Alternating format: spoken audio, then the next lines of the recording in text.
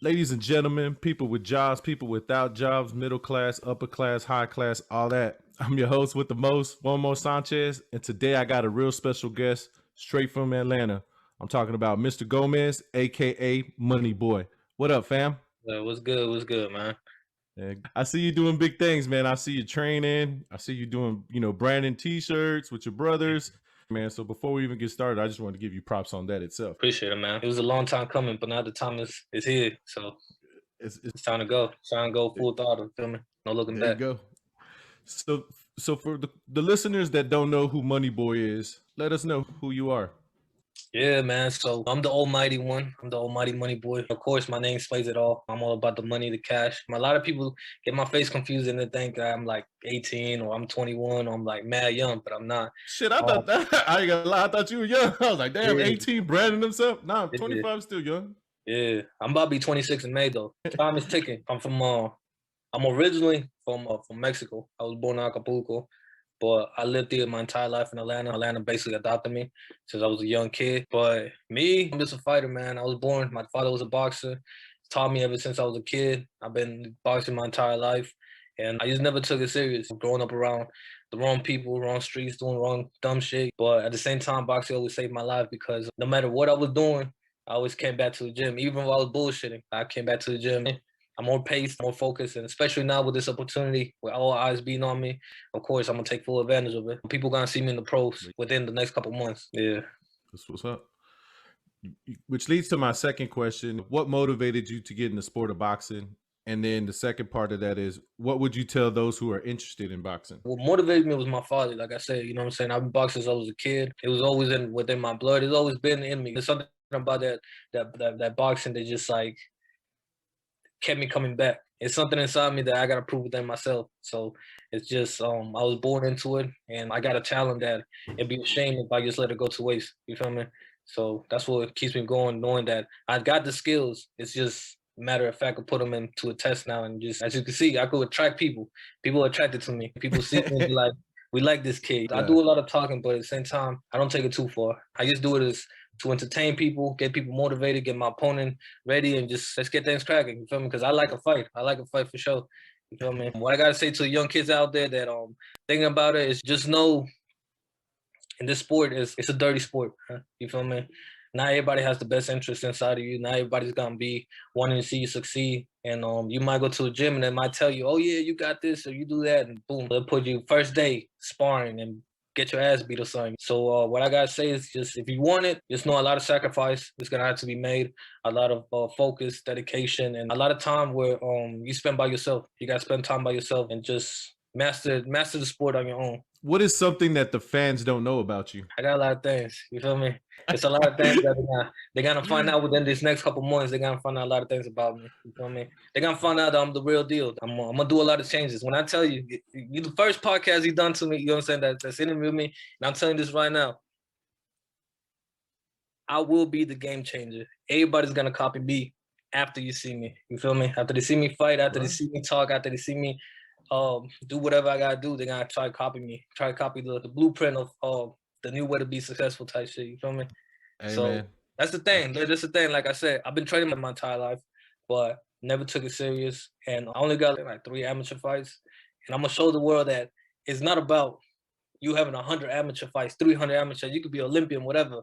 You face somebody that really got that heart, that really got that spirit, that hunger. You're gonna have a tough match. Boxing is a mental sport, and to your credit, every time I see you, a lot of the posts are in the gym.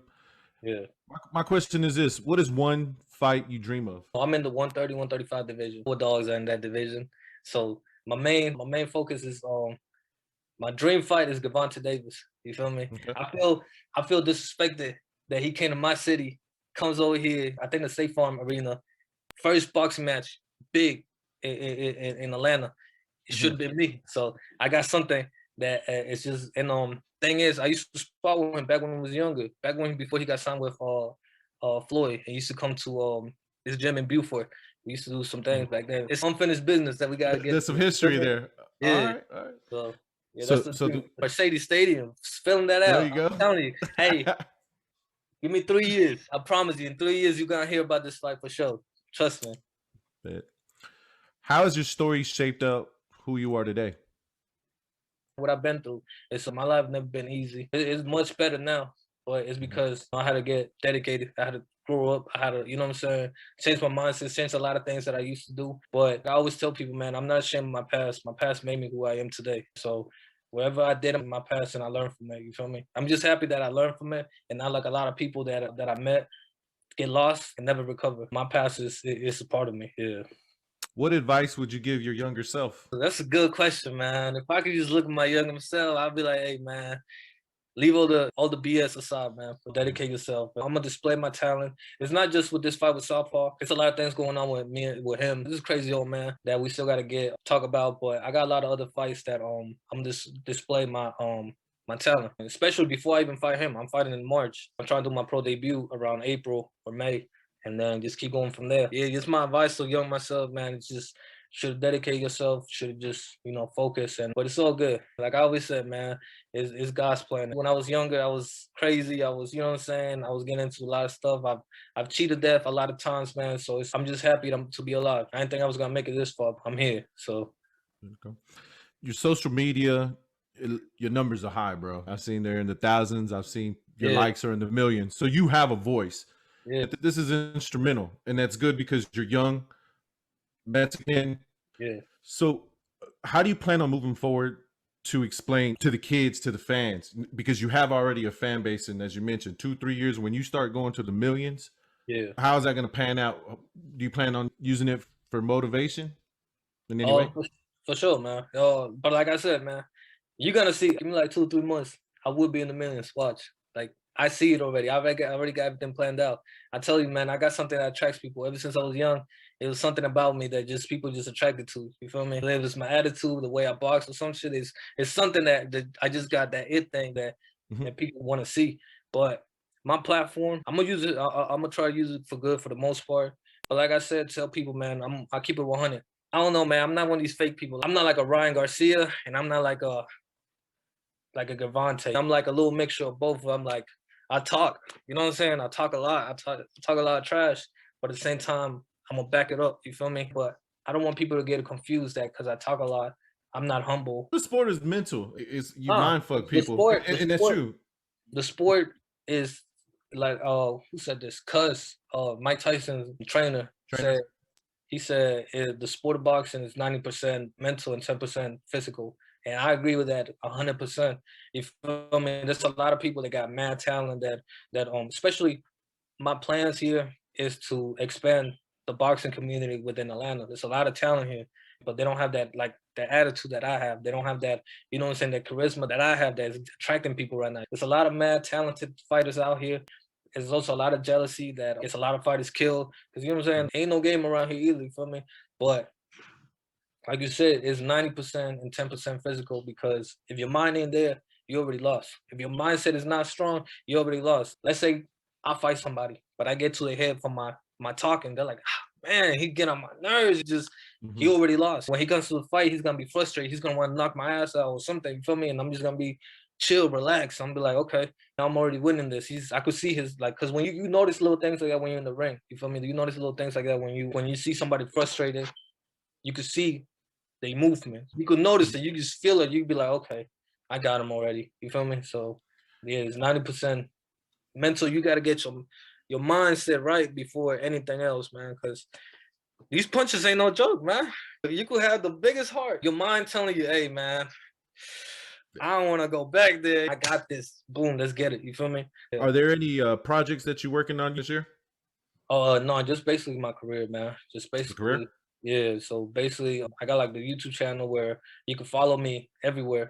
You can see behind the scenes, you can see how I train, you can see how I eat, you can see the fight itself on there. So it's a lot of things that's coming, and my numbers just gonna keep going up. Like I said, major project is just get my name out there by the end of this year, and next year, I'm aiming big, man. Like by next year, I want to have a title shot somewhere. Just because sport boxing is about making money. Like I said, man, this is the sad truth. It's not about how your record looking. You got the Paul brothers out here making millions. They ain't got no record, but what? They bring numbers in. You feel me? So that's what the Hmm. sport of boxing is, and I'm gonna take full advantage of that. Except I'm actually a real fighter that just been waiting for the opportunity and it's finally here. So yeah, that's the main goal. Man, You said something good right now. You said I'm a fighter. Boxing's numbers, the Jake Paul, which we don't, in my opinion, definitely no boxer. He just got lucky and has those numbers to promote the fight. Yeah, I think it's difficult because you're young and because there's different generation. Like I'm 40 years old, yeah, and 20 years back then we couldn't do that. Either you fight because there was no technology. yeah, People like my age or even more, we can't yeah, relate. There's not a lot of people that are going to relate to this. They're going to look at yeah. this and say, "This is a That's fucking." no, yeah. Go ahead and finish. You just said it right now. This is a new generation. This is where I'm going. I have the potential of the sport, and I am a fighter. Yeah, So that's what I want people to understand is that you have everything, and you've yeah. already peeped game on how the sport is changing. So I wanted to give you credit on that, man. No, yeah, for sure. It's just people need to go, and even sooner or later, you're gonna see promoters is not gonna be needed no more. Nobody's gonna need a promoter no more when you could do the work yourself. I understand, like even 10 years ago, you couldn't do this shit. I understand in the past, yes, your track record, your amateur career, Olympic medalist, that mattered a lot. Without it, you couldn't make it into the pros and be a big name. You feel me? Nowadays, things have changed where technology. You can see, I only got on record one amateur fight. And you see me, I got 40,000 followers on TikTok, 17 about to hit 20 on Instagram. That's basically my resume. I go to somebody in the pros and I'm like, yo, check me out. I got numbers. They're gonna be like, oh, he's gonna he's gonna bring some numbers into us. He gonna make we can make some money with him, especially here in Atlanta. You know how many Mexicans out here? You know how many people support me out here in Atlanta? So it's like, Shit, I just know you and Cap G. That's it. yeah, hey, FG, that's the big bro. I know that me and him, we cool. You feel me? I know everybody here in Atlanta. So whatever anybody say about me, man, I'm well connected in Atlanta in the city. I know everybody around here. So you can't come here without me not knowing. You feel me? I'm about to change the entire game. I'm about to be the one that shows everybody that, okay, everybody's like, okay, the Paul brothers, they don't count. They're not fighters. They're like, they don't want to admit that these are fighters. But now I'm going to come into the industry and actually be a real fighter. And just because out of my clout, I'm gonna make it into a world title shot with fighting actual fighters. People are gonna be like, oh wow, and give hope to other fighters that my age or older that never had the opportunity. But now with the technology that we have, you could do whatever. Like that's basically what my goal is, man. Like you said to the question you said earlier about what do I plan on doing with the platform is just be a symbol of hope. You feel me? I really want to be a symbol of hope for anything, man. It don't matter if it's for boxing. It don't matter if it's for anything else. I just want to let them know that no matter how old you are, like this, of course, I got a lot of doubters tell me, you're not gonna make it, you're not this, you know, you're too old, you too whatever. Okay. Just watch me and see what's gonna happen. Like I'm already on it. My elevation is already going up. It's just me, matter of time for me to put that pressure and then everything falls into place. Now, so the story's really big now. Yeah. I love the sport of boxing. I love shit talk. And at the end of the day, we both raza. And I was like, interesting. Yeah. So I started looking. And so this story's going to blow up. And you know it. I know it. For people that don't know the story, because I think all they'll see is your videos or people who are listening, they're going to be like, all right, this is dude boxing. You motivated me. Because now you sold me and shit. I'm like, fuck, let me see what's going on. Yeah. How did this happen? Like, how did it happen? How did it start? So it started when I first started on my TikToks. I started posting me and my brothers, and I didn't know who Southpaw was. People were just tagging me saying Southpaw, and I was like, to me, Southpaw is a stance. You know what I'm saying? I'm orthodox. I'm a regular. You know what I'm saying? I fight with my left hand up, my right nut. So I'm not a Southpaw. So to me, when I started seeing, and this is when I was new to TikToks, I was like, I didn't know who Southpaw was. Then he started coming on my videos. Oh, we should spar, we should fight. You know, he started saying real fighters in Cali. I need some real fighters. Boom, boom, boom. So he noticed my skills. So he obviously, you know what I'm saying, thought I was a good match for him or some shit. So I ignored it. I was like, man, who's this? I don't know who this person is. Like, so then he started like mad blowing me up, like saying, let's fight, let's fight. He started DMing me.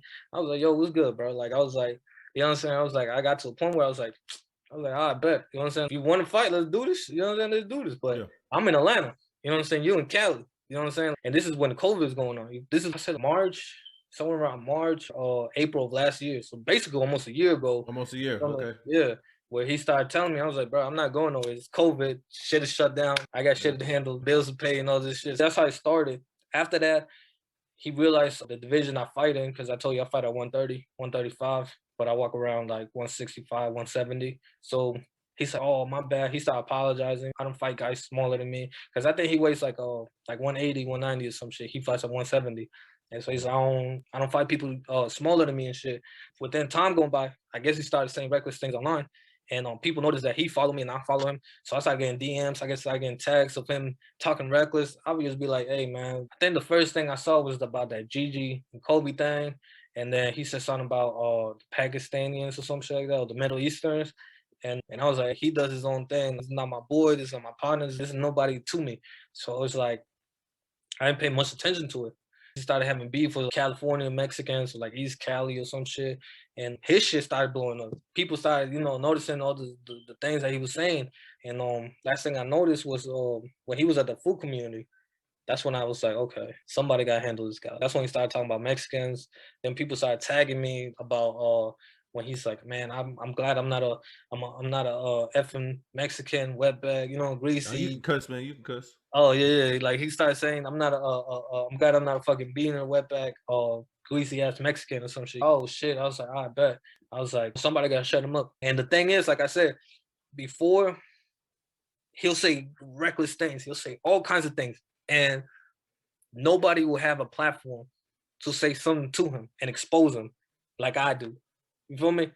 Once I said something, once I opened my mouth, this is when I had like 20,000 followers on TikTok, and I already had like 15,000 on my Instagram. So once I opened my mouth, like I said, I got that thing where people listen. So that shit just blew up. Everything went viral, and I was like, oh shit, like people listening now. He obviously got mad, started contacting me, started making other videos and all this type of things. And I was like, all right, cool, shit, let's make this shit happen then. So he's like, April 11th, I'll be in Chicago. I was like, bet, you feel me? Like you didn't want to come, he didn't want to come to Atlanta. I offered him 10 stacks, a plane ticket paid for, and a paid hotel. He didn't want to take that shit. So I was like, I bet. I was like, I'll come to your city. You don't gotta pay me nothing. Like I'll just be in your city. I'm gonna show you what type of balls I got. Because obviously you talk reckless, but you only feel safe in your city. You feel me? So it's like, let me go to you and show you what I'm about. So that's basically all where we at now. So on April 11th, I want to know, and I think everybody want to know, is this going to be live? Yeah, I'm gonna have it live on my Instagram, my YouTube. So it's gonna be live on there. But Okay. I'm trying to get in contact with some people because shit, since it got so much momentum and shit, I'm like, man, they don't call me Money Boy for no reason. If I could get a check out this shit, I'm gonna get me a check. And if I could get it, if I could get it in a bigger platform than just my YouTube or my Instagram, you know what I'm saying? I'm gonna see what's happening. So yeah, y'all stay tuned for that because if y'all listening to this shit, we need some sponsors up in this motherfucker. Yeah, for sure some sponsors. You know what I'm saying? So for sure some sponsors because if there's an opportunity because of people listening, if it blows up big, would you fight for a cause? Would you donate proceeds, or both y'all agree and say, hey, you know what? Let's raise some money for just example, anything, man. Yeah, for sure. For sure. Okay. Yeah, I'll be down for that. That'd be something that I most definitely would be. That will even motivate me more to even do the fight. You feel me? Because right now I'm basically just doing the fight for the people. But if we got a cause where we could donate money or raise money for the Mexican people that, you know what I'm saying, that need it or homeless or some shit, like I'm down for that. It's always good to get back to the people. They've been supporting me mad. Like they show me mad love. Like that's why I'm like, the more I blow it, the more I want to get back to the people that showing love to me. If anything, I would want the fight to be in Atlanta. Is because now he's talking mad reckless about some other street shit or whatever, because the pressure getting to him. So you know what I'm saying? Now he's gonna start doing threats so I don't come to Chicago, make me look bad type shit. Like now he's spreading rumors saying that I'm not coming, spreading rumors that fake screenshots saying some shit that I was saying. I was like, bro, no matter what you do, ain't nobody believing you. You feel me? I told him, bro, I'm the motherfucker that run the show. Like he's not running anything. Are you inside the detail studio? I'm gonna ask you some questions and you're just gonna answer them the best of your ability, all right? Yeah, that's cool. All right. If a movie was made of your life, what would it be about and who would play you? It used to be about my shit. It's like my YouTube. I call it Road to Success. So you just basically be my life story. And yeah, you got the title. Sure. You know what I'm saying? I've been playing this since I was a kid. Shit, who would play me? Yeah. Probably Cat G, to be honest with you. All right. Cat G, he a little taller than me, but he can make it, we can make it work. You know what I'm saying? What are your top 3 boxing matches? Oh, first one, man, it gotta be Sugar Ray versus Duran, number 2. The Namas? Huh? Yeah. The Nomas? Okay. Let me see what else. Oh, Salvador Sanchez versus Wilfredo Gomez. That was a good one too. Damn, man, you go back. You see a lot of tape there, huh? Yeah, I told you, man. Okay. I All grew right. up in this. You know what I'm saying? Man, another one. Nah, it was shit. I'm just gonna say another fight. It's all good. I'm gonna say shit, Sugar Ray versus Hangler. That's like a fight of time because I think Sugar Ray was out of his prime already, going out the door, and he still managed to. Hangler was no easy work. He put that he showed what his talent was always there. But yeah, What is your best feature? I said my personality, man, for sure. Personality. You feel me? All right. Yeah. Just like the charisma. Like I always tell people, man, I'm not no pretty boy. I'm not tall. I'm not buff or anything. So it's my personality is really what attracts people. It's just something that people just love hearing. It just attract to me. You know what I'm saying? So No, man, it's usually what it is. At the end of the day, you don't gotta be pretty. You just gotta yeah. have that grind, that desire, that hustle. Not in any particular order, but who are your top 10 boxers, dead or alive? Top 10. Ah, No shit. order, it doesn't even matter. I'm gonna go with Mike Tyson. You know what I'm saying? Mike Tyson is forever my favorite. After that, it gotta be Roy Jones. After that, it's Sugar Ray. Even though Sugar Ray should be first, but it's just Tyson is just an animal. It's just I love like Roy Jones and Tyson is my two top just because they animals. You feel me? They come to kill. Sugar Ray, skill, speed, he had it all. He was basically the perfect boxer. You know what I mean? So we got Sugar Ray, Salvador Sanchez, let's see, Camacho. I love Camacho. Macho Camacho? Yeah, it's my boy. Shit, I never done a top 10. I always just have 5 people that I be fucking with. Like when you think of just 10 boxers, you be like, these are just 10 boxers I like. So we got Tyson, Roy Jones, Sugar Ray, Camacho. Salvador Camacho. That's 5. See, I love Floyd, but he's not in my top 10 at all. It's a lot of fighters I love, but they're not really in my top 10. Because I'm a real deep boxing fan. Like it tell you, I love like the skills and everything that you know what I'm saying. Floyd's an amazing fighter, but for me, he's not in the top 10 like at all. Because he goes back to them other welterweights. Boy, you go against Sugar Ray, you ain't surviving, man. He's not. Who else? We said, fuck it, we'll do top 5. Yeah, you gotta be top 5 because you gotta have me thinking all night here. I'm be like, I like him, but then you know what I'm saying. What are 3 songs you listen to get you pumped? Oh, that's a good one. Shit, I listen to Future, the one that he did the remix for Creed, The Last Breath. So basically, like the remix of the Rocky song. That's one. I gotta go with Roy Jones. Can't Be Touched. Come on now, you know what I'm saying? If you ain't got that, ain't gonna play this boxer. Yeah, you Can't Be Touched. So that's 2. And shit, final one. You know what? I'll be listening to fucking John Cena. My Time Is Now. That shit. Oh, the intro music. Yeah, that gets me in the mood. Like it's just like I was a WWE fan, so that's what I'm saying, man. I got a lot of surprises. You feel me? Like you might be Cena walk me out sometime. They might call me Mister You Can't See Me. You feel me? So it's like, yeah, it's gonna be crazy. When it's all said and done, how do you want to be remembered? I just want, you know what I'm saying? I just want to be remembered as a great person. You feel me? As a real person, like as a champion, as somebody that took care of his community, somebody kept it real. Because like I said, man, like my persona is not fake. I'm the realest person you'll ever meet. And I think that helps me a lot because I want to go back to these communities and talk to these kids that are really in the slumps and shit. You feel me? And just be like, yo, you know, I come from this, you know what I'm saying? I understand. Like I've got a lot of friends that got lost in this environment because they never had no opportunities or nothing. So I just want to be remembered as a great person. Despite, like I said, man, I'm gonna do a lot of crazy things, but it's all for entertainment. I'm not here to hurt nobody. Like my main job is to be in the ring. That's the only time. That's the only time I'm gonna tell people you gotta pray for my opponent because God has no mercy on them when I'm in that motherfucker. You feel me? So I just remember as somebody that put great fights, man. You know what I'm saying? Like I love to fight. So it's somebody that was just about the people and about his sport. What does it mean to be a fighter to you? It means everything. You know what I'm saying? It taught me a lot inside and outside the ring. You feel me? Because I'm a fighter inside and outside the ring. And I fight for my life every day to become something better. It's a personal title, what a fighter should be or what a fighter shouldn't be, or you know what I'm saying? Everybody got their own persona and their own things. To be a fighter is just to be. Every day is a fight, bro. Do your social media plugs, man. Yeah, so you basically find me on TikTok or Instagram at Almighty Money Boy, YouTube.com/, Gomez Brothers. So you can see all the vlogs, catch up to all the other things. And yeah, that's basically all my social media. Really. Twitter, anybody use Twitter, Money Boy GB. So anything that's I can't post on TikTok or on Instagram because they censor some shit, like Twitter would be the place where you can find it. When Southpaw hears this, what do you want? What do you want to tell him? That man stalks me, so I know he gonna see this. I know he gonna hear it. So it's just hope he ready. Hope he ready for what's coming for him. Cause I'm not. He talks a whole lot. He's respected my family, my mother, multiple times. He's respected my people, my race, all that. And he thinks because I'm not responding back, because he wants me to go on live with him and scream and do a whole lot of nonsense. He's straight, claim to be a street motherfucker, but you out here acting, you know what I'm saying, acting up like that's childish. I run the show. I'm not stepping up to your level. You feel me? So when he hear this shit, just know he better be ready because I'm not playing with him. I'm making me every word that he said to me. And then the last question: what does dragging the line mean to you? But y'all seem cool, man. You know what I'm saying? You seem cool. I fuck with you.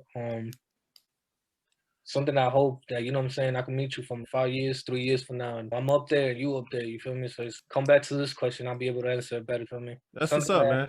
just so I could be like, you was one of the first people that interviewed me. You know what I'm saying? And then be like, we both came up a long way. You know what I'm saying? Drawing line means hopefully you about the people, you about the, you know what I'm saying? And you keep it real, always 100. So we do, bro. Ladies and gentlemen, that was Money Boy. We'll see him soon. Yes, Let me sir. check this out, man.